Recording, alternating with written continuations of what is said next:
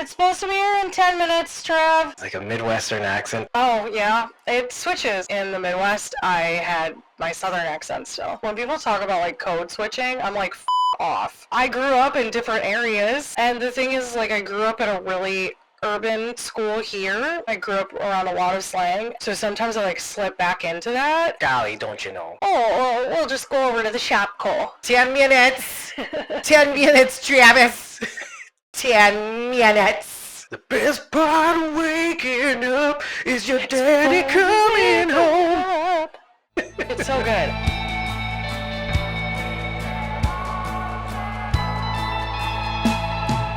We are Squawking Dead, a podcast pulverizing programs beyond the Walking Dead universe.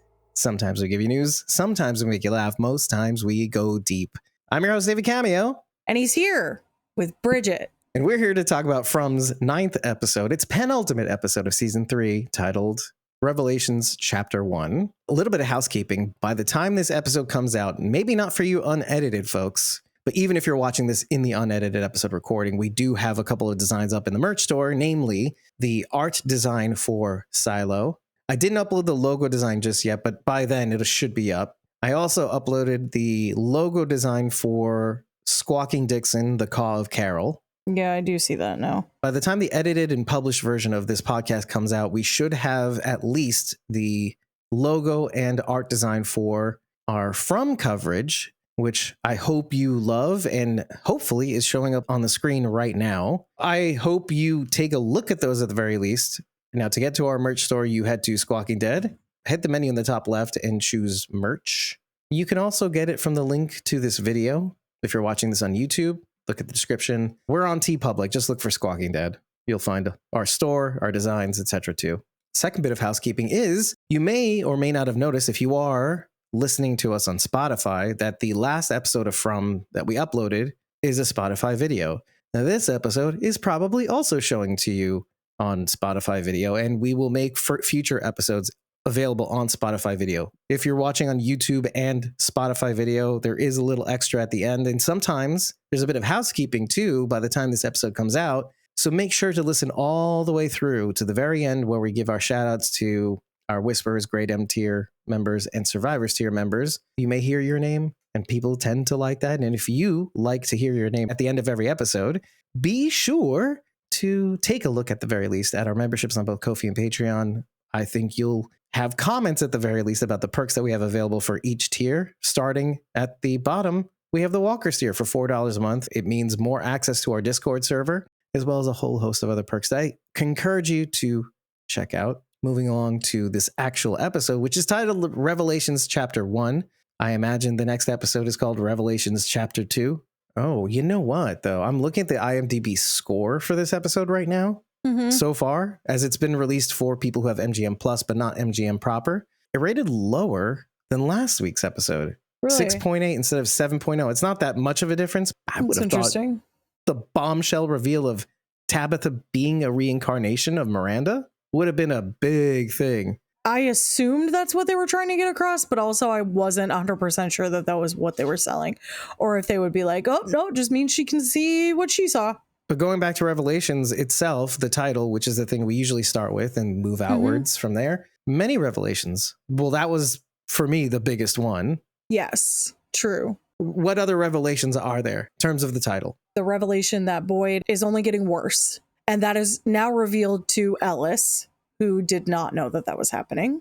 We forget that they weren't on the best terms, too. No, they were not. Kenny essentially is agreeing that he will step back up into the deputy position because he knows that Boyd is worsening. Because he knew about Boyd's condition, but didn't know that his leg had or worse. Locked. Julie wasn't telling the whole story to her family. There is the revelation that the boy in white is still around and is Victor's friend. But that's a good one. But like refuses to tell him more than that. He says that everybody just has to figure it out for themselves, which is a pretty big revelation right there. There's another revelation, which is Boyd reveals to the town not who the messages are coming from, but he reveals to the town that messages from this place are reaching him and influence some of the decisions he's made. Yes, correct. Which is kind of like a recovery, hopefully, of the town's trust in him. Mhm. which is kind of the thing we were talking about in the last episode because of Donna Yeah. revealing like, nobody believes you, dude. You're crazy. There's Yeah. a reason for that because the town wants him to break. Yeah. He also shares with Ellis that he was forced to watch and that the monsters wanted to break him. So that was another revelation for Ellis. The Thomas that they're hearing on the radio is not Thomas. That's what Ethan and Jim decide. But more to the point, there are many, particularly male characters on this show that are harboring the feeling that it's all their fault. Correct. And you can go down the list. That there are a lot of people who feel that things are their fault, but that this town is fighting against you. So you cannot take responsibility for something that you don't have any power over. We love a callback. We love a parallel. All of them admitting this, down to Victor. Yep. Being responsible for his mother's death. Yeah. Elgin is really sold on whatever this woman is selling him. I would argue that that thing is not doing good because it holds Fatima down on the bed and covers her mouth so that she cannot scream when Victor and Tabitha are literally right outside, which is horrifying. Meanwhile, we're all like, yeah, hold her. We don't want her to be revealed. We want her to go, let's get out of here. I mean, I'm kind of at the point where I'm like, you could get her out of here because that baby got really huge. Yeah. Or that stone, because she's an Ubume. All I can think about is Ubume. Gosh, it's so weird. Elgin is repeatedly referred to as something. Yes. Something, not someone, something. So that's the thing. I think you could say like, oh my gosh, that's so weird. They're talking about Elgin. They're calling him a thing. That's so weird. But is he being puppeted or manipulated by this thing that is the woman? The woman. Is that what that reference is? So by extension, it's the Ubume or whatever you want to call you the could kimono argue wearing it's lady. either. He's an arm of her designs. Yes. You know, I hadn't thought about it that way. I kind of was thinking more on the literal, that Elgin is a thing more than a someone, which is, I mean, maybe interesting but you to could play argue with. That From a it's Moon That Wears just Pants semantics. That it's just semantics. You could argue. It's I don't semantics. think so. The fact that it was repeatedly said something. Listen, I'm not going to die on this hill. I just want to remind the audience always, I will not die on any of my hills because of this show and Bridget's disdain. I do hate it. You Thoroughly. guard me though, because I'm usually like this anyway. When I'm sure about something, I'm sure. Mm.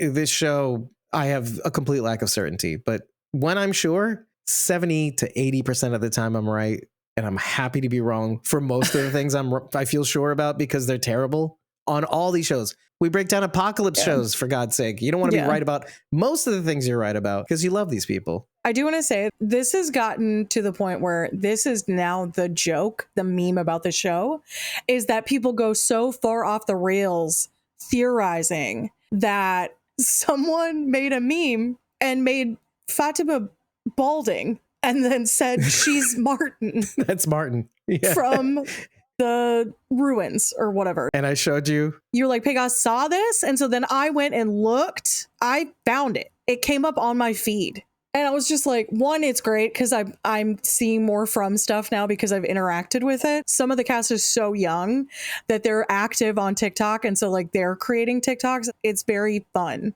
to see. Pega is the actress who plays Fatima, by the way. Just so you know. It was, Pega Jeffrey, anyway, I think. she has a reaction to it and it is ridiculous. It's the perfect reaction. Through that, I found out that Harold Perrineau is 61 years old. Did not know that, actually. Isn't that insane? The man looks phenomenal. He's an Adonis. What can I say? I'm like, how are you 61?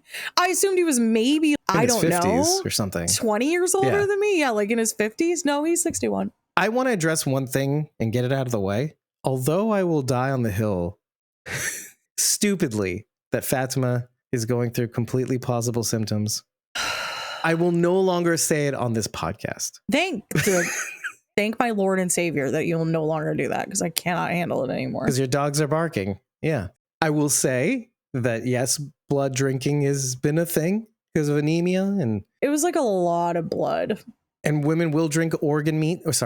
Well, sometimes drink organ meats like pureed liver or whatever. I mean, I ain't going to lie to you. Sometimes. Liver and onions scratches an itch for me. Everyone's like, that's gross that you like that. You are not 80 years old. And I'm like, this tastes great to me.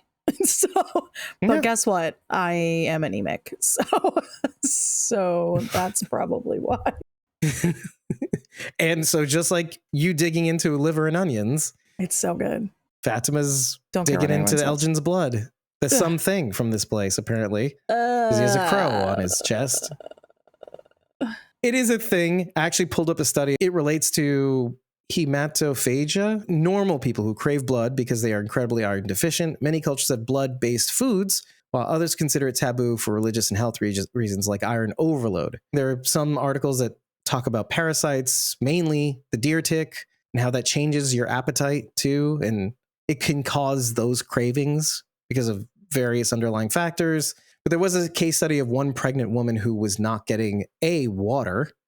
As much water as she drank, her pee kept coming out very ammonia-like. Mm-hmm. And there was basically something in her bone marrow, a sort of hematotoxin, I think it was, that was basically attacking her blood cells, which also affects the baby, obviously making her anemic, but also she showed symptoms of jaundice. She was craving blood, did not have any of it, but she was like on anti-inflammatories and also antibiotics, etc. And they kept switching her on and off, trying to figure. It's like House. This case was like House. It was in China, and they got it. In the end. I know people can drink blood. We've had vampire cults in the U.S., so I know that it's there's a big thing in New Orleans that I read about too. Currently going on, because I was referencing from the 90s. I don't know where that was, Virginia. I don't remember, but anyway, it was a vampire cult and it was very, very weird. And anyway, they ended up murdering someone. That's why I know about it. You know what blood smells like? It's very metallic. Here's the thing I read Just from the quote from that cult thing in New Orleans. Yeah. What they'd said was, I believe it was like one of the examples,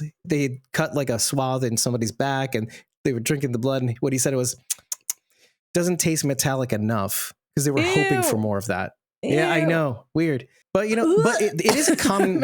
I will cap this off by saying the two things. I want to remind people that I will not. It's not because I think otherwise or whatever. I'm just being more open-minded, not to the fear and spooky, because there's a concerted effort in this episode to say F this place, F the spooky, F the fear. But to say also that yes, people who are iron deficient do crave blood for some reason. Most of them do not dabble, do not even participate. They don't do any of that. It is just this weird thing when you are anemic or you are iron deficient that you will crave it. I don't. And I will say, I'm backing off the spooky. You will crave things like liver and onions because they're very high in iron. And it's got a taste like that. So I Metallic, can understand. Yep. Yeah, but I don't want to talk about it anymore. It's really grossed me out. As someone who was super obsessed with vampires in high school, I am very disgusted now by the thought of drinking someone's blood. It's really gross. When I went to college the second time, I read through the Vampire the Masquerade handbook. Oh, yeah. Because there was a bunch of LARPing clubs. I'm like, LARPing, what's that? Live action role play for the uninformed. And I loved it. Not because of the LARPing aspect of it, but I'm like reading about all the different types of vampires and their tribes and whatever. Yeah, it's cool. And I was just like, this is fantastic lore or mythos. That's the extent of it. I lost it, and I feel bad about that because every now and again I kind of want to go back to it. I'm sure there's a PDF scan of it somewhere, Dave. Yeah, well, somewhere between getting kicked out of school the second time finally, and then squatting. I must have lost it somewhere in transit. I did squat for that second semester after I got kicked out. You gotta do what you gotta do. Into itself. Exactly. It's hard out here, folks.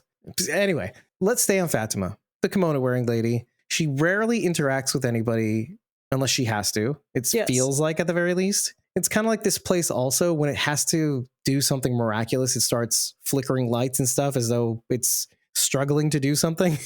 When Jim and Jade were hanging the antenna and lights were flickering in the house, and I can't remember what was happening there too. Was did she already start doing the digging? Yeah, she had already started the digging. Okay. I think at that point. Then, or at least cutting into the walls. We'd at least started doing that to follow the wires. Right, to find out where things go. Yeah. That's right. And then when Abby Stevens shows up in the RV, when Randall, Jim, Boyd and stuff, they were stuck there. Lights started flickering, radio starts going crazy, Abby shows up. Things like that. When effort needs to be expended or whatever it is, or a demonstration needs to be like how we see ghosts and stuff. That's what the theory is. It's an extra effort to be seen or felt. Yeah. Spooky. Well, so what do I mean by that? It's one thing for her to reveal herself, first of all, to maybe scare Fatima or whatever it is, or make herself known. It's another thing to start actually having physical touch. And she does this with Elgin as interacting well. with her. Yeah, it's very weird. There's an escalation here. I want to talk about the trapdoor. It's a little bit spooky. Didn't you think this goes underground, so all it could lead to was those caverns?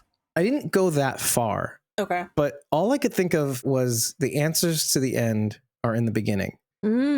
Now, the more I digested last episode and the words at the end of that episode that I just uttered, I kept thinking about what I asked you, which was, is that for us or is that for them? And sometimes I start thinking, well, what about the title sequence? That title sequence has a lot of information that we, first of all, dismiss because I get tired of the song. For once, for this episode, when I first watched it, I actually sat through the whole thing because of this idea. One of the things that you see before you see a bunch of spooky monsters, you could see this many different ways, but to me, it looks like a boy that's looking down at a square hole. I can show you this if you'd like. I'd like to see it. Okay. I wanted to mention this on the side. Did you know that Silo is produced by AMC Studios? Isn't that weird? I saw it at the end of the last episode What that we are watched. the odds? And AMC is now taking on From. We just love AMC so much. That's the only properties. Or they're watching our Good for podcast them, and they're though. like, oh, they like that show? Well, we bought it now. Exactly. I love it. You can see it now, right? But doesn't Thing? that also Okay. kind of resemble where Boyd was down in that well shaft thing? Yeah, but If you here's were the like thing. looking up and there was somebody at the top. That's what I initially thought. Mm-hmm. But then I started thinking, okay, it's obviously not Julie, Martin, or Boyd. I don't have to spell out the reasons. Well, let's spell out the reasons. There's a tuft of brown hair, fair skin. Yeah. It's a long sleeve shirt that the boy's wearing and jeans. So I'm thinking when Fatima's pulling on the trapdoor, when she finally clears it and has it open enough, I'm thinking to myself, that door is not meant for you. You found it. Good for you. But that's not meant for you. Well, who do you think that is? I had always thought this was Ethan. It's the only boy in town. His hair is much darker than that. To be fair, this is crayons. So I'm not stressing over the, and this was obviously drawn back when he was younger and maybe not that he looked like he had curly hair or anything. What do you think of this? That this is meant for Fatima? Maybe, maybe I not. was Does it like, I give did you not pause? want it to be opened. I felt like if you open this, it's only going to be worse. This is the way that they shoot your baby out and have them hand it down to the monsters down in this cavern. Yeah. Or this is baby's here. Eat up. or this is how the Ankui kids got put down there or whatever. Yeah. Because it could be an Ankui kid. Well, sure. That's kind of what we were meant to actually believe. Do you think that what Elgin's saying is accurate? If this whole thing is allowed to play out, that they'll get to go home? That's the stupidest thing I've ever heard. Yeah, it feels stupid, doesn't it? It feels so stupid, and it's not coming from any of the innocuous people that we've seen before. It's like a hard pill to swallow. If it was coming from the Ankui kids, maybe. If it was coming from the boy in white, definitely. But it coming from whoever this is. The kimono wearing lady? Yeah, the Ankui kids are scary, and I guess because it's their kids that you don't feel as scared by them. Same thing with the boy in white. He's not terrifying because he's a kid. So for this to be a full-grown woman, I don't know. Maybe I'm wrong. Maybe she's fine. Maybe she's helping. I have no idea. But it just Like doesn't anything. seem like it to Like me. even the Ankui kids look terrifying. I'm kind of half in and out, though. I have to admit, because it's kind of what I've been feeling all along is that maybe what they're saying is true, but what Fatima essentially has to do is so Sophie's Choice like. It's similar to what Sarah said about killing Ethan. If it means everybody going home, well, then what's the problem? Yeah. And maybe if we're looking at this, the image is still on the screen. Maybe if we're to believe that this was meant for Ethan all along and they get what they wanted in the end and Ethan goes down that hole, that trap door, I'll leave it there. And maybe that's the Sophie's Choice. Ethan has to go down to the tunnels with them and maybe become one of the monsters. Ooh, gross. I don't like it at all. I don't like it at all. He's smiley. Oh, well, I wouldn't say that, but you said it. So now it's I don't there know. in my brain. Now I said that. Taking up Great. space. Great. Now I'm just saying crazy things too. Great. I would be remiss if we didn't go biblical for a moment. Okay. It's kind of my whole thing. Sure you would. It's your vibe. It's my whole thing. Plus, the book of Revelation is like a big deal. Everybody loves it so much. Yeah. It's a big deal. People may be like, I wish this lady would stop talking about this, but like over my cold, dead body. So Mine too. My cold Jewish body. So- Tell me more about Christianity, Bridget. I need to be educated. No, you get to talk about. We talk about Jewish traditions and stuff too, and beliefs. Yeah, Talk when it's about all of it. applicable. They don't randomly talk about it. No, true. And Not do you like feel that Bridget. this is No, I'm kidding, I'm random? kidding. Okay, I was like, do you feel like this is random? No. I'm kidding. The final book of the Bible as a whole is entitled Revelation. And since this was called Revelations, chapter 1, that's what we refer to as the chapters in the books of the Bible. It is different because it's saying revelations, plural, but people often confuse the two and will say revelations, even though, because there are several chapters in the book. So, Of Revelation. Yeah, there's 22 chapters in the book of Revelation. That's why I saw that Reddit post where the title of it was, I didn't read it, but it said 22 seasons. Oh, that's funny. Cute. Someone's like you out there. Maybe it was you. It wasn't me, actually. You / Punky Brewster. It wasn't me. To give you like an overview of what it is. It's the Apocalypse book, right? It is. How fitting. There's a really nice Bible website that has historical context to each book of the Bible. Revelation's New Testament, right? It is, correct. Sometimes Very I end forget. of the whole Bible. That includes Old and New Testament. Of yours, yeah. Yes, correct. Correct. Of the Bible. That's why I keep saying the Bible, Dave. The ancient Roman Empire defended its economic and political control in spiritual terms, calling its gospel the Pax Romana, or Roman peace. While in exile on the island of Patmos, a Jewish Christian prophet named John. Now, there's some theological debate about whether or not this is the Apostle John, who's also referred to as the one whom Jesus loved. He refers to himself as that. It's wild. But anyway. Seems on brand. Yeah, it's like, okay, dude. I'm You really kidding. thought a lot of yourself I have there, no idea. Johnny boy. But anyway, so often people just refer to this John who wrote Revelation as John of Patmos because they don't know if it's the same John or not. They just know that he was a Jewish Christian prophet named John. And maybe that name was common at that time. He received a vision showing that the cult of emperor worship would soon become deadly to followers of Jesus. The book of Revelation, or Apocalypse, meaning unveiling, is a warning circulated to 7 cities in Greek. Yes, correct, which I'll get into the Greek in just a second. To 7 cities in the Roman province of Asia Minor. John's main point is to challenge and encourage the believers in the midst of their opposition and persecution. Revelation is an apocalypse, a literary form well known in John's day. In an apocalypse, a visitor from heaven reveals the secrets of the unseen world and the future through vivid symbols. While the symbols may appear strange at first, they become more clear when seen in their first century setting and in light of other biblical imagery. Wait, pause. Yes. I know there's like a lot to unload. We need right to there. absorb what you just said. Yeah. Holy crap. Most people are going native cultures or First Peoples or East Asian folklore or whatever. Could this all be biblical? What if it's meant to be a little bit of everything also? I don't disagree. Okay, could be. Because then you have all the nationalities on Then the you're show. then it's coming representative from of different. everything. Could be. Interesting. Okay. Let me just frame this a bit, because when you're introduced to The Legend of Zelda Breath of the Wild, what's interesting about it is that the lore of The Legend of Zelda has different timelines. And this is in the Zelda Compendium. What's great about Breath of the Wild is that it's kind of like they integrate different portions of the timeline into this one mash of that's called Breath of the Wild, and then subsequently Tears of the Kingdom. It doesn't make sense that they're all there. And yet they all sort of belong somehow. There's no tie to any of the timelines, and yet they're represented in this mashup of a game. I'm trying to give you an image for those who love the games and love From, that all the mythoses are represented. Yes, correct. And maybe that's what it is. I'm not 100% sure. I can't speak fully on it. It's just that there are some really interesting pieces that are coming into play here. And with it being titled Revelations, I just felt like I had to go look at the book of Revelation, specifically chapter 1, to see if there was anything there.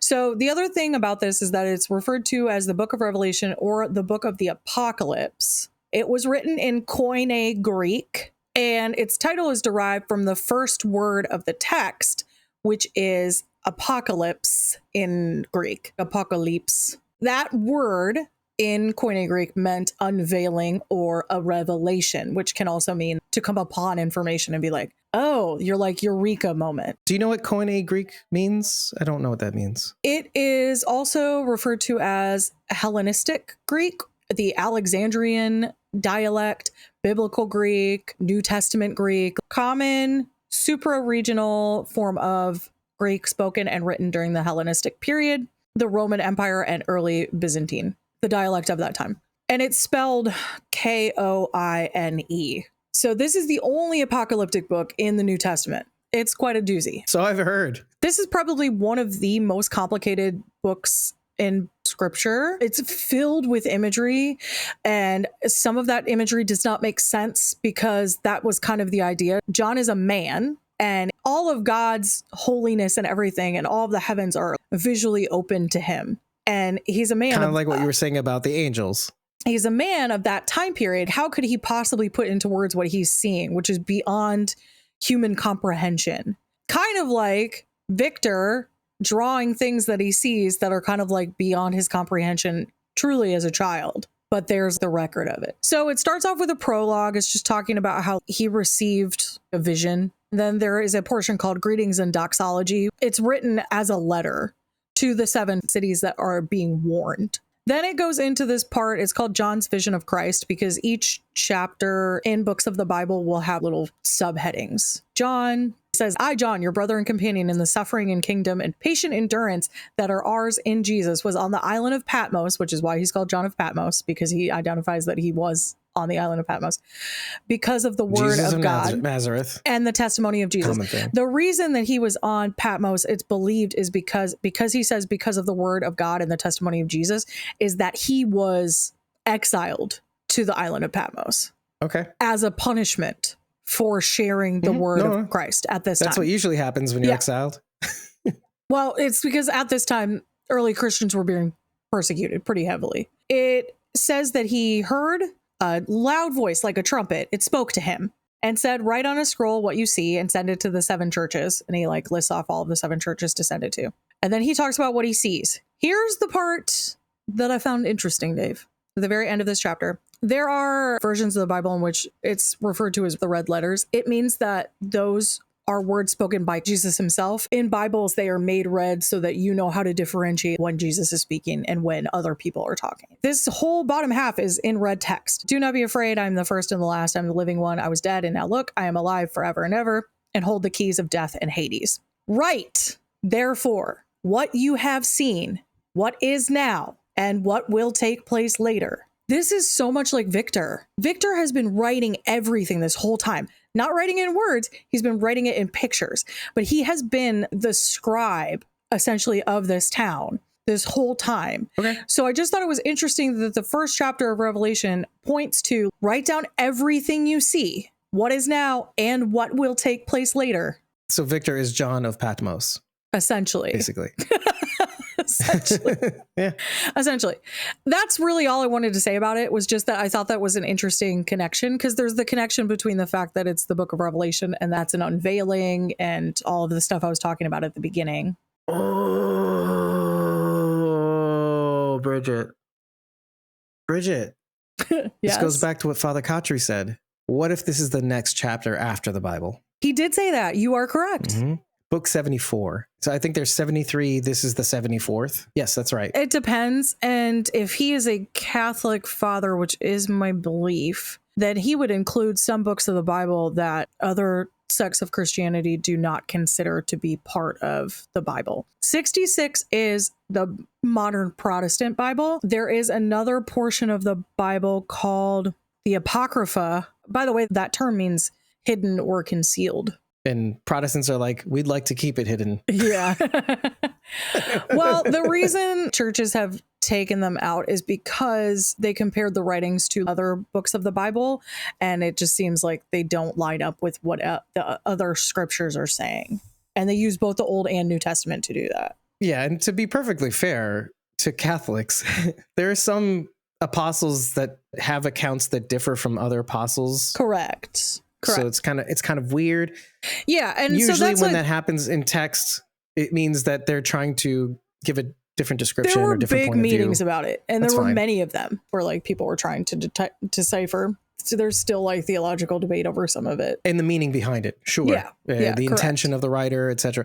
Yes, Well, correct. and the number isn't really important at all. The sentiment is what's important, and that's what Father Kotri said. What if the answers to the end are in the beginning. What Yes, Father Khatri yes. said. This is I just don't want people to be book. like, oh, well, that's not applicable because there's only 66 books in the Bible. It's like, well, No, I feel you. I feel you, Christian Bridget. But yeah, that's the whole point. I'm trying to give the whole bit of information, Dave. I don't want it to be like stuff getting left out. But I also want to make fun of you. It's fine. I make fun of you lovingly too, because this is a crazy revelation. Another that matches the title discussion. And maybe there is something to it. Maybe we've been living this 74th book since the end of the last one. Maybe we've been living in the apocalypse this entire time is the point. I would argue that. This Stuck Place isn't anything special. It's just the nexus of all things that belong to this book. Mm-hmm. Even the outside world, because clearly the forces inside this place have influence outside this place. It brought Miranda in with the visions.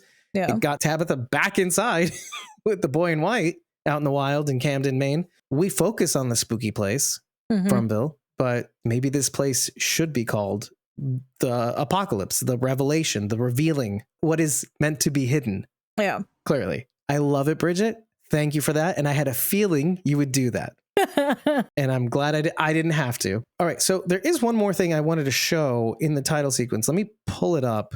And it's another bit of writing along with the Indiana paper that you can actually read upright. I wanted to show you this other page that's actually sideways that Victor draws on. The drawings are always Victor's. I don't know who else they would be. There it is. Okay. Now I want to know what this is. There's writing there. What's interesting about this is, okay, let's take this. This is an attic of a home that it looks like.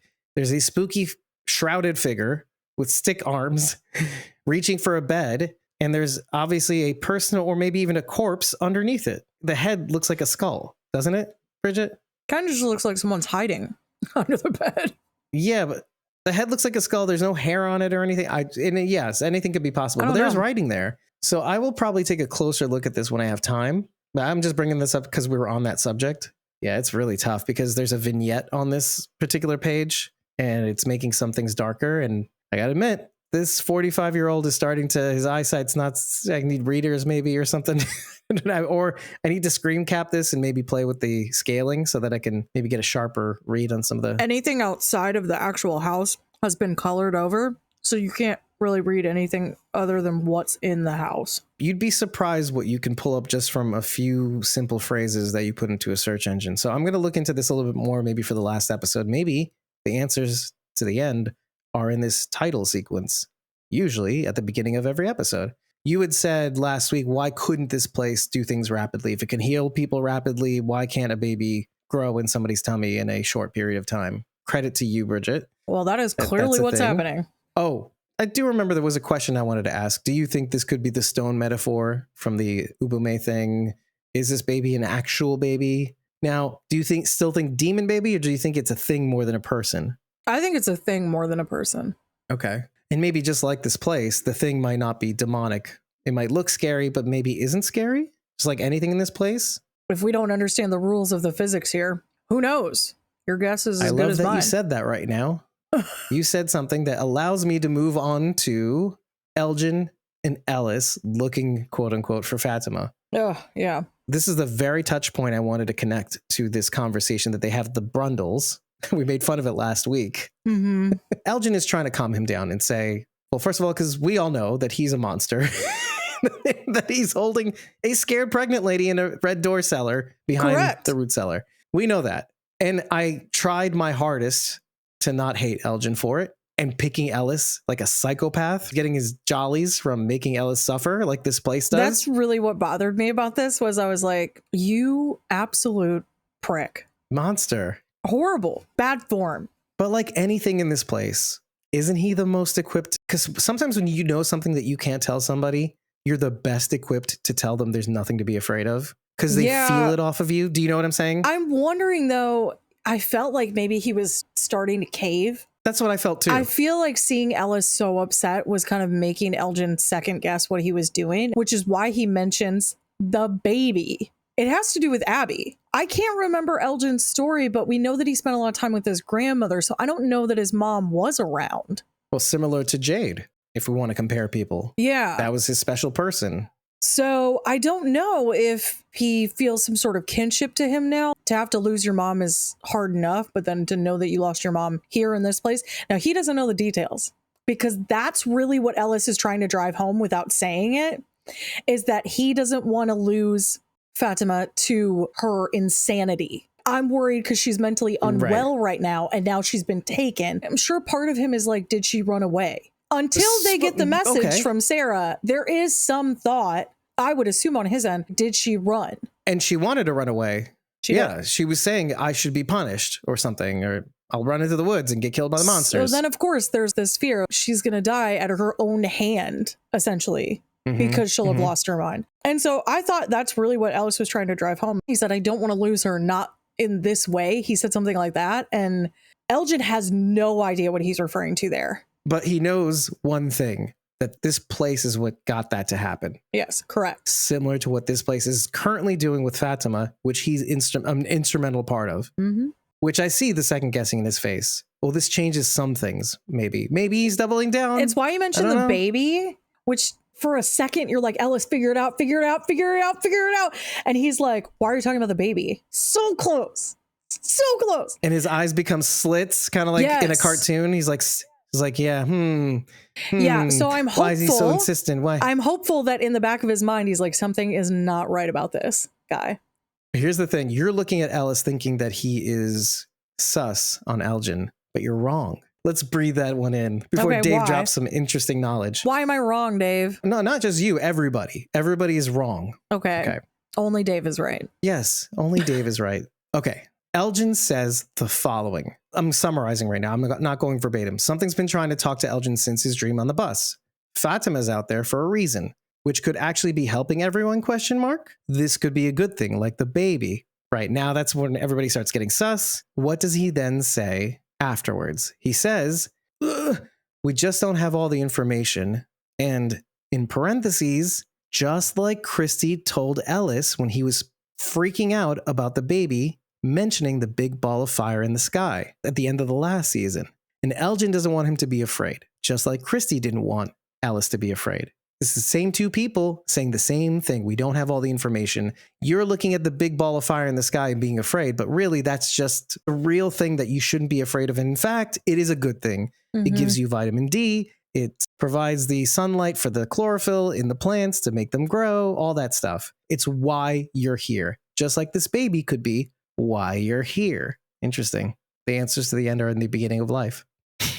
But that is something. You think he's looking at Elgin going sus, but he's looking at Elgin remembering the very same words that were used. You just don't have all the information. That's the difference between being afraid and being okay. And it does sort of work. He does start calming down a lot more than he has been. He's about to punch Elgin before he says those words. I know. And if he's sus, he has a plan. Fine. I can take that or leave that. But if he's not, he's like, actually, that's the one thing that worked, because it's the same thing Christy told me when I was supremely afraid of being a father at the end of the last season. We're too busy seeing the obvious thing, what we want to see versus what is actually happening. I really want to see it. It's driving me crazy because the way that Sarah worded what she heard, it's almost like if they don't find her, she will die. Seems like inevitability. Well, that's what we take from what she says. Sarah comes into the station where Boyd and Ellis are arguing. She knows Fatima is missing because of the voices. This is an extra thing. Last time she heard the voices was in the ruins where she heard the music box. It's right there. She says something, not someone, took her. She's close and afraid. They were laughing because they know they won't find her in time and you can't save her, is the words. See, that doesn't mean she'll die. No, but what does that mean? It doesn't bode well. It could mean a curse. It could mean she'll change. It could mean a lot of things, right? Yeah. Based on the wording, we think, just like Ellis, we think the worst. Yeah. And it could be a blessing. You won't find her in time for you to leave, because you'll leave after she has her whatever she's having. The baby's not yours, though. Anyway, so there's another thing that you may not have seen, and maybe it's what I wanted to see. Me, Dave, I wanted to see this. Ellis and Boyd are talking in the sheriff's office, and he's just after he's revealed his Parkinson's and how long it's been happening and whatnot. And Ellis is like, oh, has it been this long or whatever, etc. All of a sudden, there's a knock on the window. Everything okay in there, Boyd? And Boyd loses his goddamn S. He does. Now, walk with me here, because this is off the heels of my last conversation where I said, what if the worms weren't the worms? And what if it was just Boyd having the courage? He opens the blinds and you see the nurse monster flinch just a little bit. You saw what I saw. Okay, good. I didn't. They I don't mean, like I flinch, didn't these see. I bastards. didn't see it, but maybe I'll have to go back and watch it again. Not only does it happen once, but it happens twice. Once when he opens the blind suddenly, like, oh, people don't do that. Why would anybody do that? Okay, let's chalk it up to that. Because these monsters don't flinch. They're like, no way we're giving anything. Yeah. Wait, the second time is when he pulls his gun. And I hope I can slow these images down to the point where you can actually see it. Yeah, These I would video like images, to. these moving, Yeah. these motion pictures, these moving images. The talkies. Because when he pulls out the gun and points it at the window, all you see is the back of her head. But when that happens, she does it again. Her neck moves slightly backwards. Now, I contend you can go this far and no further, and you can say the monsters are really kind of scared of Boyd, really? He is the only one who's been them able to kill one of them. that we know of, pulling Yeah. a Bridget, just for now. True. Yeah. Yeah. But it could be the other thing that I said, that courage is the thing that kills the monsters. And I can tell you, I have more evidence for that now. In the way Boyd and Donna say, F this place.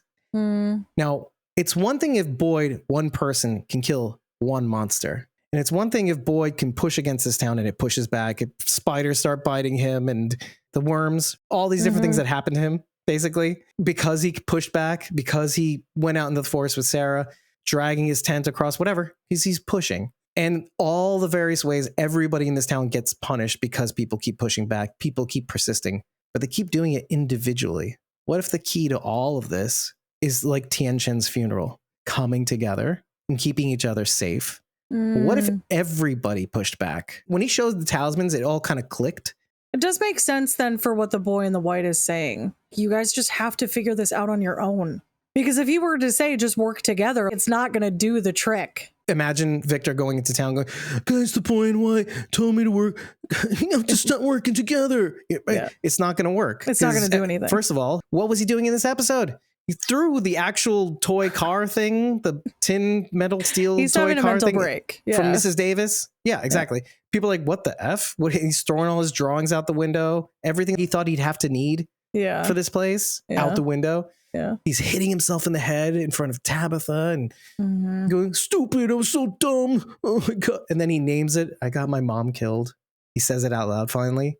He kind of stammers in this episode, but he says it clearly out loud.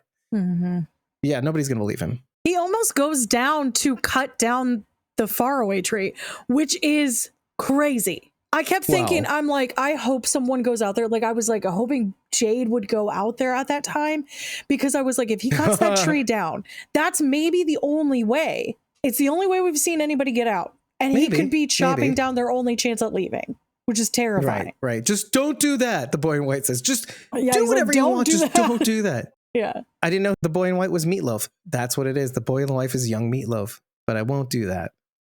No, I won't I could do see that. that. I love that they wrote that in, that he looks different. That was so good. Ethan held on to like some of his baby face, so like it's still His face shape, plausible. yeah. But this kid looks completely different.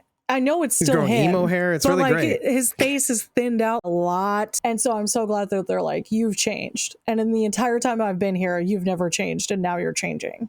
And I was like, Well, just like the place is yes. changing. They worked it in. Brava. But one thing about that scene that is very interesting that you don't think about until you actually think about some prior scenes. Tom is yapping at Jade at the bottle tree, not the faraway tree, but the bottle tree. And he's going, it's man-made. That's chaos. Rolls eyes. But what the boy in white confirms is that Tom is not to be trusted. Fabi is not to be trusted. Fatri is not to be trusted. This is the fake Abby, fake Tom, fake Fabi What's Fatri. interesting is that Jade saw Christopher, who he has never seen before, in He's seen him real once before. life. Christopher would have been dead when Jade came there. Boyd saw Abby. Boyd saw Katri. Those were people he knew in real life. In life, right. Jade saw Tom. He had met Tom. Well, hold on a second. Jade had seen Christopher in the photo that's in Christopher's journal. You're right. And that's when he You're started right. seeing him again. You're right. That's Good fine. call, That's good fine. call, He good just call. needed a reference point. That's Good fine. call. That's fine. Okay. So he had seen him in the bar before, just to remind everybody. And then he sees the bloody symbol on the wall afterwards or something like that. Yes, I can't remember correct. exactly. He did. But to your point, this is only the second time he's seen Christopher again. And now it's Christopher with Jasper, which is really interesting. And Jasper did that weird scream again. Yeah, which I see, do I not thought that was like. going to go another way. I thought he was going to talk, and then he did that again, and I was like, I hate this. I hate it so much. I told you, they're still milking that Foley scream.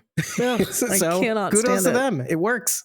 It absolutely works. You can't stand it. I can't stand it. But at the same time, it's goddamn effective. Well, it makes Not me to take jump. his- It makes his me name in jump. That's vain. why I don't like it. Because every time I'm like, ugh. And if it didn't, it wouldn't be convincing because Jade is pretty adamant about not being scared, and yet it It makes was all of us hilarious. scared. Yeah, It's where he's fine. like, this Yeah. is getting old. And then it does that screech and he almost falls down the Yeah. ladder. Yeah, It's pretty Jade good. is you. You're like, it's It's getting pretty old. I don't like it. And then it's still effective. Yeah. It's fine. It was good. It's fine. It still works. Well, and speaking of things that are getting old, but then again, it's been a while. Sarah screaming in pain because she's hearing the voices shortly after. And I thought this was kind of interesting. She hadn't seen it since then. She hadn't seen since the ruins with the music box going, it's right there. Mhm. Right? The music box she hears. This happens right after she, for the most part, I'm sure she can't find every single piece, but she puts back fixes together the ornament. figurine. Yeah. Why? Because the place gave her what she wanted. I don't Maybe, know. It's again? almost like that connected her to hope. So then it's like, nope, you can't have that. Well, at least it didn't break it for her. You can't have Well, any you know hope. what's that interesting? What would you call something like that other than a knickknack or a keepsake It's an ornament. or an ornament? Or I a mean, that totem is what even? it is. It is an ornament. Would you call it a talisman? Technically, it could be. It would be considered a talisman of the memories that she has with Nathan. As you were talking, I was like, wait a minute, that is a form of a talisman that you would call what if you were going out of your way. you could even say call like something like that a totem. talisman. Yeah, that's why I said it, but You throw out other words. I threw it away. I throw out a lot of things. Because now that it's been maintained, now she can hear the voices again. True. Interesting. The context of which I actually brought this all up was, how did you feel about her? It was a little different, the screaming. It's like she refined the screaming in pain thing. It wasn't as screechy. Exactly. I don't love it. It's Exactly what I was off-putting, but that's the intention. So I just deal with it because it's not going to be forever. If the whole episode was just that, it wouldn't have any viewers because it's horrible. Right. Unsubscribe. That's not the case. So I'm not worried about it. I do have a question though. Whose screaming do you think is worse? Julie's or Sarah's? Jasper's. Good answer. It's like the joke I heard about two vegans jump off a cliff. Who benefits? Society. Like, sorry, who survives? Oh, Society. sorry. Society. That's a joke. That's a joke. I told the joke wrong. I'm so sorry. I'm like my dad. My dad will rush. He gets excited about the punchline, and the setup is completely wrong to lead up to the punchline we want to hear. That's glad to know that things repeat, like in the stuck place. You were the most pissed off at Jim. Yeah. Of us. I sympathize with everybody, even Randall, even from the start. So when you look at Jim now, do you feel like things are kind of working out, that you don't have these feelings about him as much? Yeah, it's because he goes to Tabitha and he's like, if there is any chance that what you're doing gets us home, then why would I fight that? I'm all That's in. the basic thing you should be doing, truly, as a husband, to support your wife, who has supported all of your bananas ideas, dude. This whole time. She let you write on the wall in the house. She was right there with you, writing questions also. She also wanted to find out stuff. They were being supportive of each other in the beginning. He's helping her dig in the basement and all this other stuff. Other things happen, and then you get scared that you're going to lose who you love, and so you kind of pull back from that, which I get. But it was frustrating to see that change in dynamic all of a sudden. And I know that that's how the dynamic was before they came here. That was the status quo for their relationship before coming here. That Jim led, you're saying? Yeah. Not Jim led, Patriarchy? but like he pulled away and he wasn't being as supportive as he could be to his wife because he was like so wrapped up in his own feelings, which there's a space for that. I understand you lost a child. Both of you lost that child. I'm a big advocate for checking in on men when it comes to that, especially mental health, because there's such an underserviced community when it comes to mental health. And there's a whole stigma that's attached to it because they're of the male gender. And I just think that that's ridiculous. You should be able to have feelings and share them and not feel emasculated. You shouldn't be called a, I'm going to say wussy, but that's not the word I want to say. That's not how you should be treated as a man, just for showing on occasion that maybe you can't hold the entire world on your shoulders. That should not be the normal expectation. Generally speaking, we physiologically express our emotions differently. On a general basis. Yeah. Yeah, for the most part. For me, this reversion back to old Jim bothered me because I was like, dude, you've made progress, and like you and your wife are really supporting each other, and this was like a beautiful thing to see. And I get it needed to happen. They kind of had to get some of that out. But to see him come back and say like, hey, you're right, we can look for answers, and it doesn't necessarily mean it's going to turn out the way that it turned out for me, because I don't have to be the smartest person in the room. Because that's the hang up. I didn't quite say that, but it's fine. It's Jade's hang up too. It's why they're like mirror images of each other. I want to be the smartest person in the room. And Henry, it's a triple mirror, because even he seems to be, I mean, Jade puts it quite plainly, Victor's Tarzan. He's a product of this place. It's not that he's broken. It's just he's been molded this way. But again, I don't blame him. He hasn't seen his son this whole time, and maybe he has certain expectations, or even that this may be too much for him. Just like Acosta. Maybe she is a good cop. Maybe Randall is a good guy. It's crystallized in the conversation he has with Ethan in the RV that they can no longer occupy because the window's smashed out. That's fine. Let's move on. Mm-hmm. It crystallizes all the feelings that everybody in this episode has about it's all my fault. Yes. I'm the problem. Yes. And Ethan, God bless this kid, affirms it when they walk away and Thomas is on the radio. He says, I'm going to believe what you said now, Father Jim. I'm going to believe what you said about this place's interest is to get you to doubt yourself. Its interest is to get you to blame yourself. Yes. To not work together, to be too caught up in your own S, to be able to be helpful in whatever capacity you can be helpful. Mm-hmm. Whether it's Bacta trying to maintain some sort of normalcy, whether it's Tabitha solving the mysteries of this place. Well, like Mr. Rogers said, just be a helper. But to crystallize in these words, as long as you did your best, that's all that matters. Yeah. Now, I know you did your best. Stop it. Mm-hmm. Stop it. There's no space for this. Mm-hmm. There's no time for this, because we're moving on from crisis to crisis all of a sudden, and we get distracted and we can't talk about that we have Parkinson's to our own son. It's like this really poignant moment because Jim gives a speech to his son, and then much like Jim, because this is a very classic Jim, it's like he didn't even hear what he said. He says it, and then he's immediately like, oh, maybe that's Thomas. And so I love that Ethan's like, no, it's not him. It's hard though, yeah. It's not him. That's wrapped up in hope. And this place too. Mm-hmm. This place, is it menacing? Right? Is it? Yeah. Even though you're left to think, what if it is Thomas somehow? And like now you're turning, but then it laughs. And I was like, you're not Thomas. Which is for whom? Not for them. They're already far enough away not to be able to hear it. It's for us. So Thomas is Thomas. Mm-hmm. That's right. I said it. Fake Thomas. Fatry's not to be trusted. Fabby, Fatry, maybe even farting. I just love saying farting. I'm a child. But it's a great moment. From the mouths of babes, you get that element of it. Mm-hmm. And then you get the father learning as well. And you get Henry learning as well as a result of this. Because you see Henry has some wisdom that he keeps dropping on Jade and Jim. Oh, the numbers? Yes. Because that bothered me. So we talked about this in our coverage of Silo. These sculpted last episode recap things that happen. The recaps that happen at the beginning that tell you what you should probably keep in your mind while watching the episode. Recaps are sculpted specifically for each episode so that you have things fresh in your mind. As a storytelling device. Yeah. And when it hit the point where Henry's telling Jim to just shut up and listen, I've feared this and I haven't talked about it. And I know that there was like, well, maybe Henry was like abusive and that's why she left or whatever. That's not what my thought is. What if they just got in a fight because he wasn't listening to his wife and she left and took their kids? Oh, that's what I'm thinking. Yeah, to go to her mother's, because that's typically what you do when you're like fighting with your spouse and you need to leave. You like go to family. And that's why he's so like, sometimes you just need to shut up and listen, because I'm sure not only does he hold himself responsible for what happened to Victor, but I'm sure he holds himself responsible for what happened to his entire family, because she would not have left had they not fought. And had they not fought, then she would not have ended up in this place and been gone completely. Right. Now she could have also found the tree in the road like everybody else. Yeah. I don't know. She didn't have to climb into the faraway tree. I'm not saying that that's 100% that they fought and that's 100% what happened. But based on what Henry said, it leads me to think that. between this episode and the last, I think you can conclude one thing is that they did have that acid trip while the kids were at, I forget where they were at, but they had time to themselves. They go on the acid trip. She comes away with these images. She draws those images. She went too far for him to follow.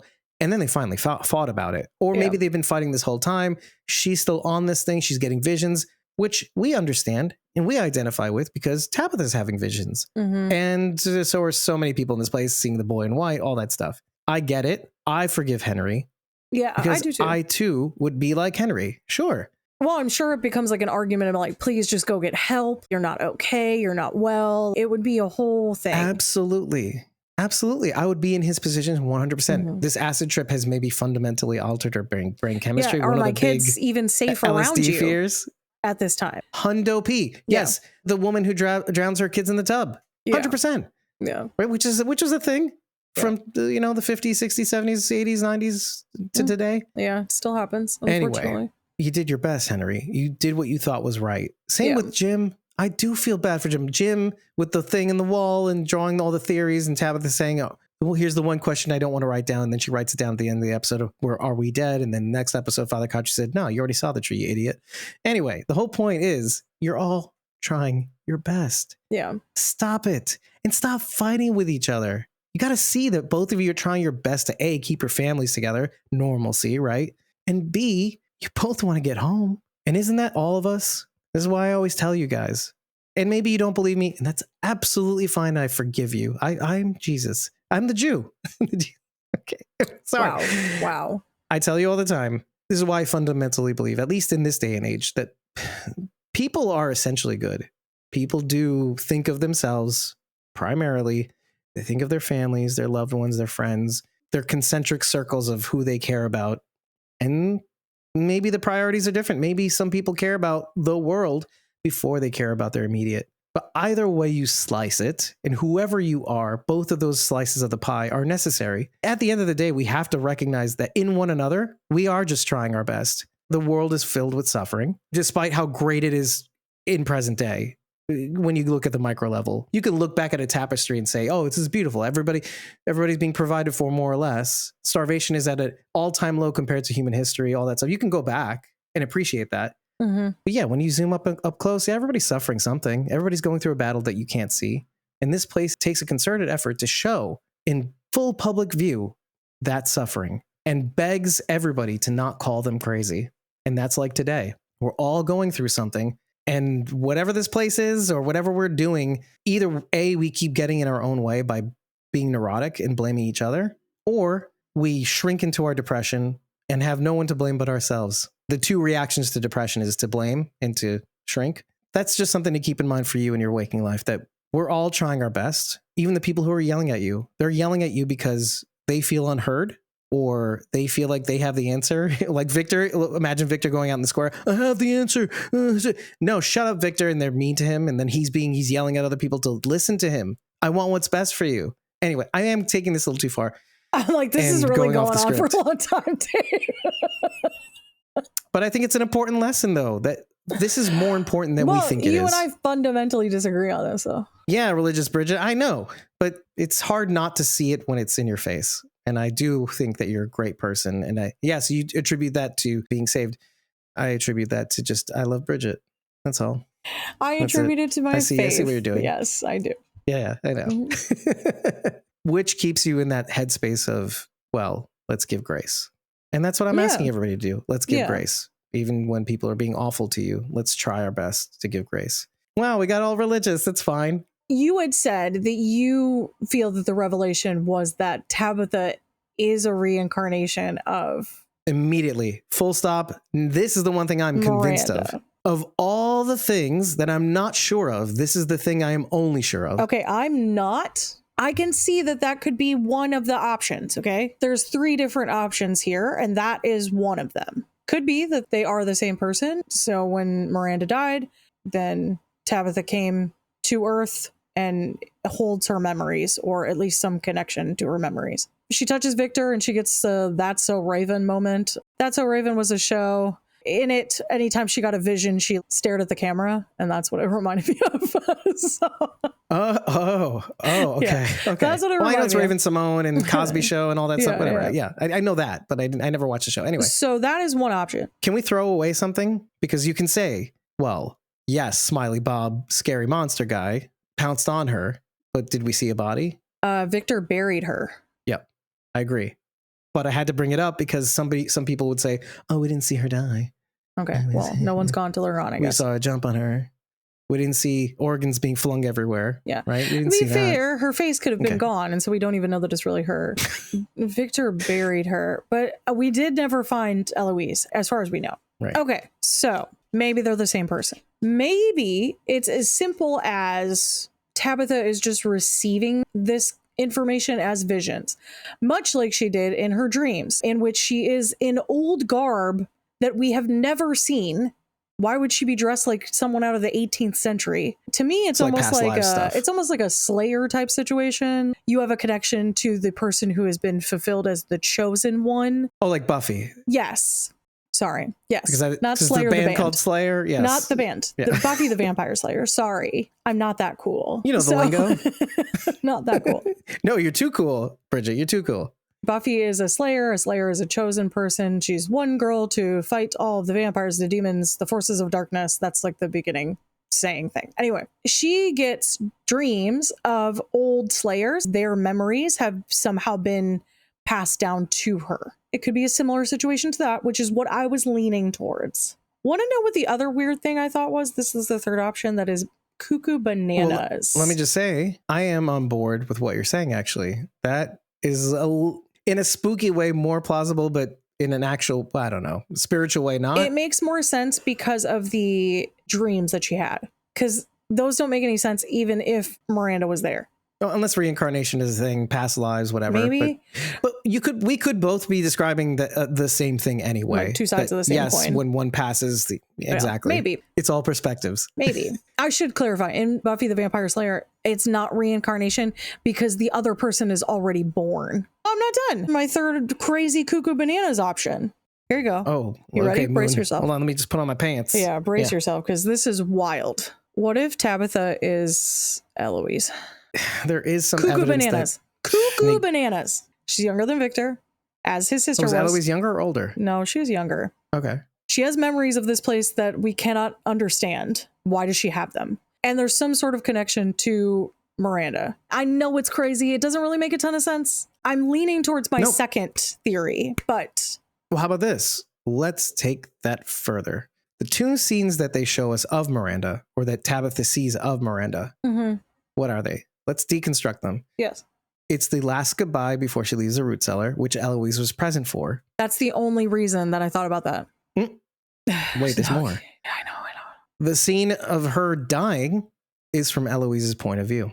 Maybe it's shown from a third POV. I'm open to what you've just said, actually. Anyway, I just wanted to throw those out there because I personally don't think it's a reincarnation thing. I'm willing to say this show is absolutely crazy, so it could be, but I lean more towards my second, that it's more like a passing of information by being chosen instead of whatever this is. Right. Well, one thing that you can note about this is that Tabitha, let's get this out of the way, is younger than Victor. Starting point, right? Yes, correct. Much younger. I wouldn't say much younger because we don't I'm thinking know. Victor's in his 50s. They're depicting him as is in his 50s. Let's be okay with that. That's fine. Tabitha's in her early 40s. No younger. Let's put it that way. No Maybe a little younger. I assume maybe. she's That's older fine. than that. Well, Catalina might be. That would make her extremely close to my age. Yeah, so. That doesn't seem real, but okay. I don't know. This is like Luke Perry as a high school student kind of thing. Okay, it's fine. No, well, let's put it this way. Well, but everybody. Yeah. It's Hello, fine. you just said Harold Perrineau is 61, and that just boggles all boggles belief. the It mind. just Yeah, I beggars know. completely. Okay, so let's go back to Catalina / Miranda / Tabitha. Just to say it, because you've gotten me thinking about all sorts of things, which is fine. I like it, and I love it, and I thank you for it. But let's just say Miranda dies that day, and Victor's roughly 10, because it's a round Sure. number. Okay. Let's just say it. 78, I think, is when she dies. Let's say Catalina is Okay. 44. Or no, because the time moves slower, so she's 40, right? Because this show came out in 2019, I think it was. Let's just put it that way. Okay, she's 41. She had Julie when she was 23, something like that, 24, Fair. 22, whatever it was. All of this is fair. She was born on the day Miranda died. The answers to Who's the to end say? are in That's the beginning. the truth. I'm just saying, does it make sense? That's all. I'm willing to relinquish that as a possibility because the show is insane. I And that's don't all agree I'm with asking. it. It's not my theory. It's not my pet theory. Oh, there's no overlap between the two lives. Most likely. We don't know. The end of one was the beginning of another. Let's We just do say. not know, but sure. Anything's possible. I do like the fact that you brought in the fact that she's in the old garb and she's seeing herself as a child in the old garb, Yeah. which tells you that maybe it's not the case. But you also have to contend that there's another factor here, and that is that she does call her mother. Her mother does have the same accent as her. It is her mother. Maybe it's not her Correct. mother. We don't know. We don't That's know. fine. That's fine. We don't. It's okay. Throw it all away. Who cares? But these are the things that we're here to play with, and we can zero in on that more. But it is quite the bombshell that Yeah. when she feels Victor, she's feeling him as his mother. But equally important is that don't get thrown off, because when she sees Miranda being pounced on by Smiley Bob, there's two things that happen. You're dazed over these facts. They're dazzling in your head. Two things happen in these scenes. One is that the monsters weren't always slow. Can we start with that? Smiley Bob takes a running start as he goes after Miranda. Oh, they've done that to other people. They like to mess with their prey. Maybe you're making some assumptions. I feel like you're making assumptions, but okay. Well, no, they've always walked slowly as far as we've seen them in the present.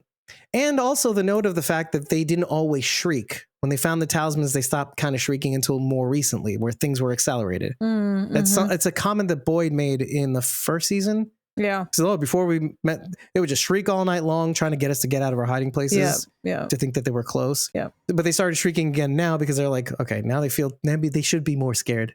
Something that was said in this episode. They should be more scared. And they're hitting himself in that. Anyway, my point is, he takes a nice running start after Miranda. Miranda's running. He's running after her. Second note is, Tabitha does not want to be touched by anybody because she's too busy being mauled in the past as Miranda. Correct. So she feels that. Yes, correct. I will give you that. Yeah. It's a good bit of evidence. Again, can't take away too much from that, but you could take away enough. And I wouldn't even blame her for saying, I'm sorry I left you, Victor, as myself from back then. And it's not your fault. It really isn't your fault, Victor. Yeah, what's I wild to me told you is to why stay did she put. go at night? Because she thought it was her last chance or something. I don't They know. were in a It's safe insane. hiding spot. And, you know, from her perspective, she's thinking, if I get this done, I could come back for my kids and we're all okay. This Yeah. is the shot. But it does go back to what I said about this episode. Most of these people, even Boyd, when it comes to saving the people from this place, they feel like they have, just like Jim, they feel like they have to do it alone or with one other person. Jim had Randall, Boyd had Sarah, but they didn't have the whole town behind them. True. Yeah. The way to get out of the town is that everybody has to unite. The reason why everybody died is because instead of seeing each other as allies, I love it. This series could be seen, if it does it right, as the antidote to society. I really firmly believe that. Yeah, I could see that. That if that's the answer, that is a message that everybody needs to hear loud and clear. Whatever you believe about the best Especially path now, dude. forward, that's what I'm saying. They knew it before they knew it. That could be really, really important. And I really, really hope that's the takeaway. It doesn't have to be. I would like it to be. I would like a lot of things in this series. Answers for one. That's fair. But if that's ultimately the takeaway from this series, I would really love that because my heart aches for it. And I think yours does too, Bridget. I do have something that people did miss, and it's kind of an interesting thing. So when Boyd calls the meeting and Donna and he are kind of trading messages to the crowd back and forth, along with when they first arrived, yet again, another picture of the demolished Matthews home. Correct. Formerly in the background. the Pratts. Yes. Yeah. It's not nothing. It's a filmic way of showing you, oh, this is what happens when you push. Yep. And the whole message is about F this place, all of us together, F this place. It we was can win. framed in the which is background true. during that. Yeah. Now, wait, I want to throw this out and not really talk about it, but I could be wrong about this entire thing and that everybody pushing back against this place could be the way they all die. Let's just throw that out there Maybe. and not talk about it because it's not what I want. It's not what I want. It's not what I believe in my tummy tum. Do you remember the story about how Ellis met Fatima? She was driving her Volkswagen Beetle around and You're on around the and money. around. And Mhm. then, As soon I as don't she stepped remember. out, he was like smitten with her, right? Yeah, Let's just cap it there. yeah. her Volkswagen Beetle is seen in the background of the crowd. Isn't yeah. that cool? I'm showing it on the screen now, probably. I like that. The driver's door is like a slightly more beige color than the white Volkswagen, which is another little interesting detail. She's struggling. She's hustling hard. Donna and Acosta's interaction was a little more interesting, I think. Yeah, because for all the poop that Sam Brown, the actress playing Samantha Brown playing Acosta, took probably from the audience. I'm sure. Because they're awful. And we're awful for watching the show. I did enjoy Acosta going, I get you. And Donna saying, we need to actually have a proper conversation to catch you up like I did the Matthews, because we didn't. You killed someone, didn't. And we kind of put that on pause. Yeah. Similar to Ellis and not knowing about the Parkinson's. What baffled me about that interaction is that Acosta is so quick to judge everybody else in the town based on what she's heard. Oh, we're going to trust Sarah. She's murdered people. And I was like, did you forget what you did the first night you were here? You literally murdered someone. Did you get it? Are you dumb?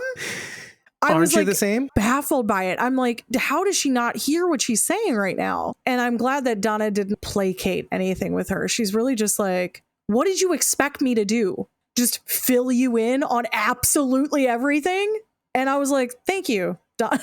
Thank you, Donna. You know what I like the most about that interaction is that she didn't throw it back in her face. Donna didn't throw it back in her face. She had no reason to or right to. No, she didn't. Because she was harboring information that would have led to ideally capturing Fatima. Well, right? It's just knowing when to keep point. your mouth shut. If you're going to truly be able to protect Fatima and that's your goal, that was one of those instances.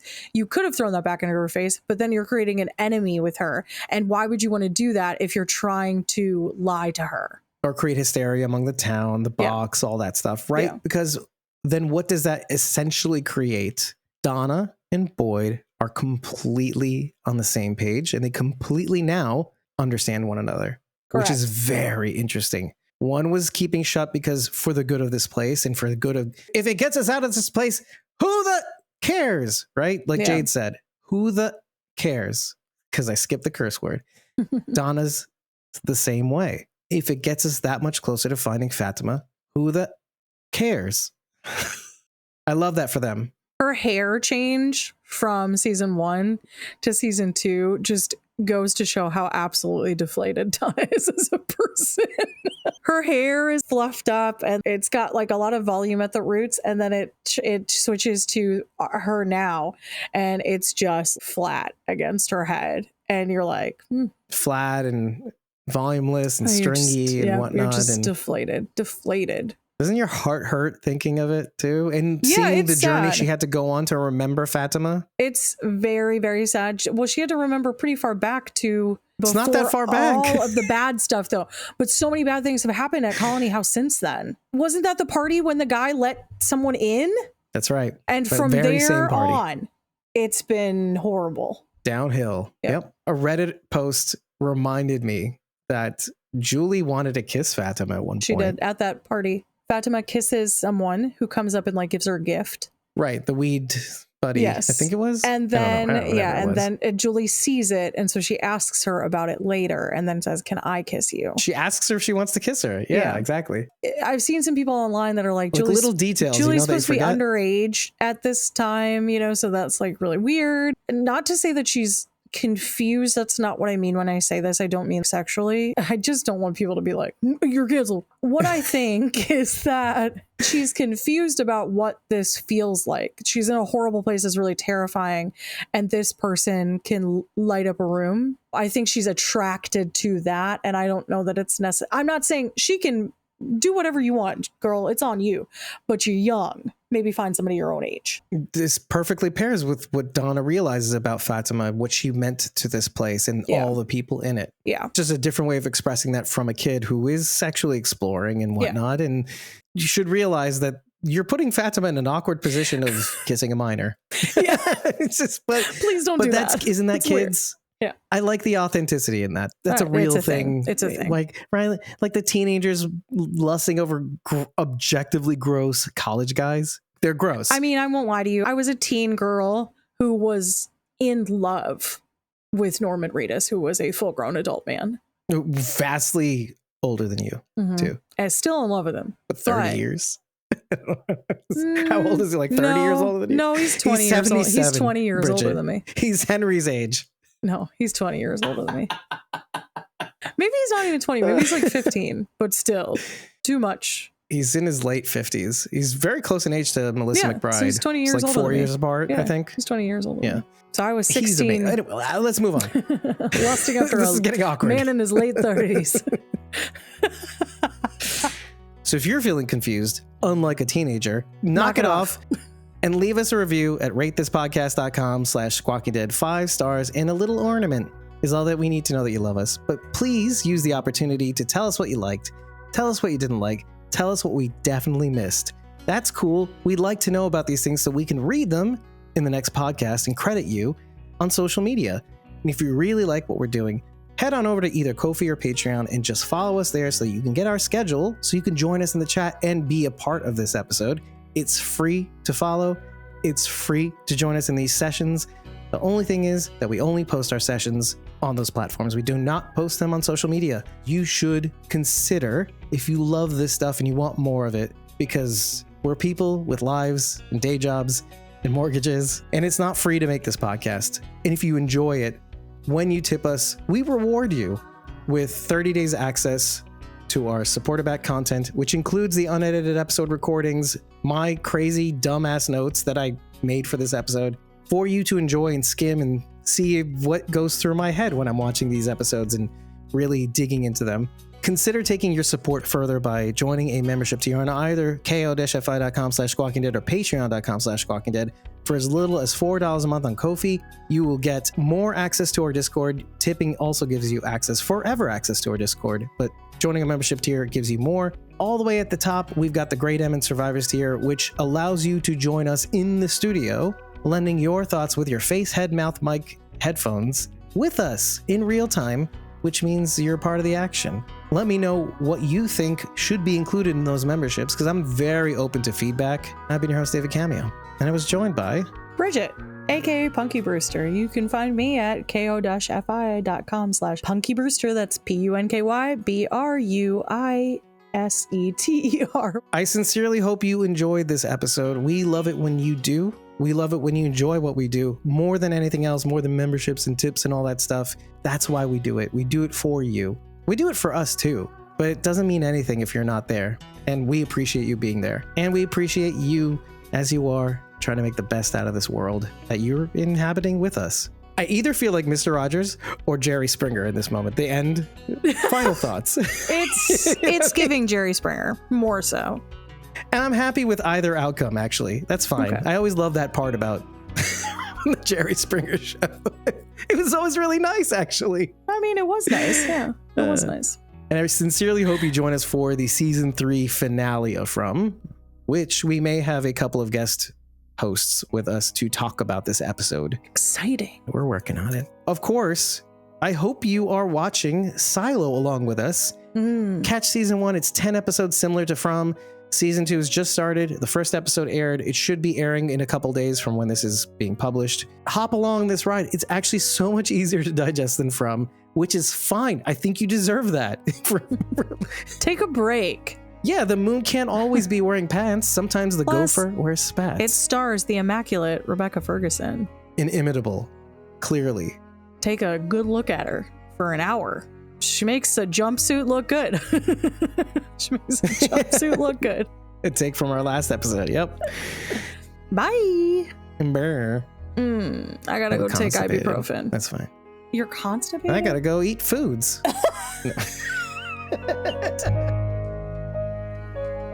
Well, thank you again for making it to yet another episode of From, as well as another episode of Squawking Dead. You guys are really huge champions. As we mentioned at the beginning of this podcast, the merch designs are up. Both the logo and art designs for Silo are up, the art and logo designs for From, and the logo design for The Walking Dead Daryl Dixon, The Book of Carol, Season 2, and we're really working hard on the art design. We settled on a particular concept that I hope we can pull off, and I really do think if we do pull it off, you are going to love it and want it. Without further ado, So we've reached the part of this podcast where we acknowledge our Great M survivors and Whispers tier members in that order. Starting with the Great M tier, we have at RealRyanGM on X and Instagram. In the Survivors tier, we have Douglas Atherton at Walking Dead Artist 2 on Instagram. In the Whispers tier, we have the following people on Ko-fi: ko-fi.com/Aiden Atkin, ko-fi.com/Connie Dixon, the number 4, LYFE, and ko-fi.com/fanartlindy. On Instagram, we have at Eliza Jones 71, and on Facebook, we have at Kim.Rowley, the number 1. Getting really excited on this end for the season finale of From Season 3. I hope you join us in the chat for when we publish our studio session on Ko-fi and Patreon. Again, it is free to join us in the chat and free to follow on either of those platforms. The only place you're going to get that schedule update is on Ko-fi and Patreon. We don't post that stuff on social media. Hold on tight, wait alongside with us, and join us in the studio, whatever it might be. But always remember that we are Squawking Dead.